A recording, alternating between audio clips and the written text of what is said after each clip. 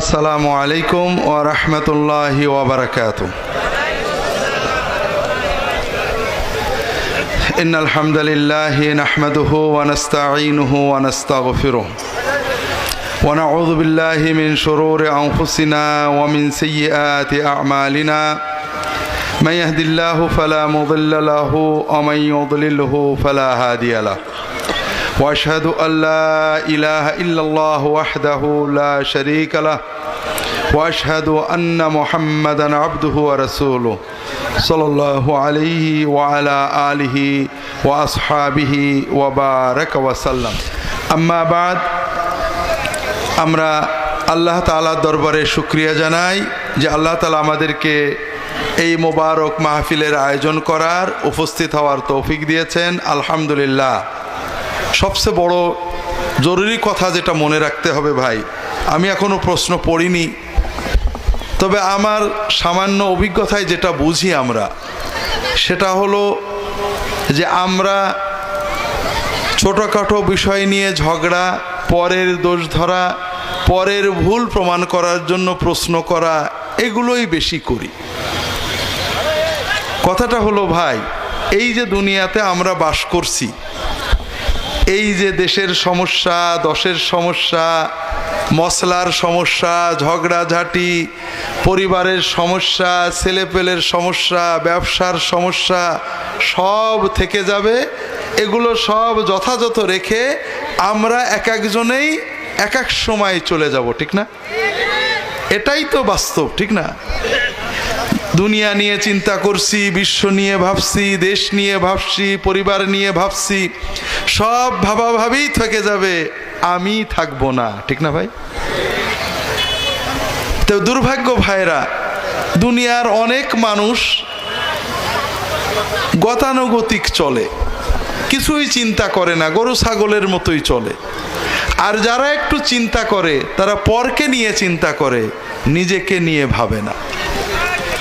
তো ভাইরা, এক সময় যখন আমরা কবরে চলে যাব, ফেরেশতারা এসে আমাদেরকে কে রফাদাইন করত, কে মিলাদ পড়তো, কে কোথায় গেল, কে আর বউ পর্দা করতো না, কেন করতো না, এইগুলোই তো আমাকে জিজ্ঞেস করবে, ঠিক না?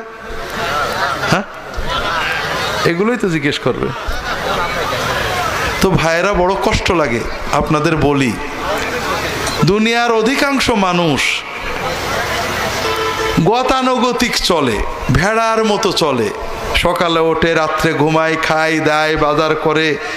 কেন বেঁচে আছে তাও বোঝে না, কেন মরে গেল তাও বোঝে না। গরুর বাচ্চা জন্মায়, জোয়াল কাঁদে নাই, কষাই জবই করে, শেষ। ওর খিদে লাগে, খায়, পায়খানা চাপে, হাগে, কিন্তু ওর জীবন কি বোঝে না। আমরা মানুষের বাচ্চারা অনেকে এরকম, ছোটবেলায় বড় হয়েছি, বিয়ে শাদী করেছি, বাজারে যাই, কেনই বা টাকা কামাই করি, এ টাকা রেখে যে কি হবে, কেনই বা বাজার করি, কেনই বা এলাম, কেনই বা গেলাম, কিছুই চিন্তা করে না। এরকম মানুষ বেশি।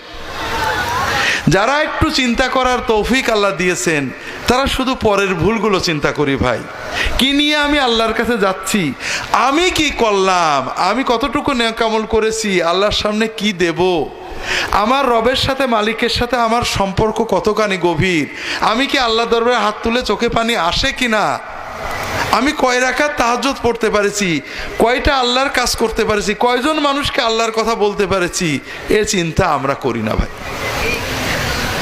তা আমার কথা হলো ভাইরা, এইভাবে শয়তানের পিছে না চলে আসেন না, সবাই নিজের চিন্তা করি। যখন সময় পাই, সারাদিন তো দোকানের চিন্তা করি, বাজারের চিন্তা করি, নিজের চিন্তা তো আর করা হলো না। এই ছেলে মেয়ের চিন্তা করতে করতে, বউয়ের চিন্তা করতে করতে জীবন শেষ হয়ে গেল। মরার পরে বউ আর আমার কথা মনে রাখবে না, রাখবে ভাই?